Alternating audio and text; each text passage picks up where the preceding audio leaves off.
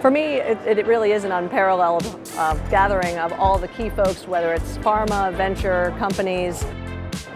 It's one of those touch points that sort of are in our calendar, where we meet with some of the VC community, we meet with our partners in pharma, BD and M&A. Because it's a very efficient way to partner and discuss partnerships. I can meet so many companies and potential investors in one spot within 2 to 3 days. I'm surprised every year how many companies in this space there are that I do not know yet. Partnering system works really well, so we're always able to make all the meetings we'd like to have. If you don't get a partnering slot, you will get access and contact the people while you are strolling around during the receptions. I mean, it's just a really well organized event. You have all the partnering, you have interesting conferences, great parties, and I would never miss anybody who brings.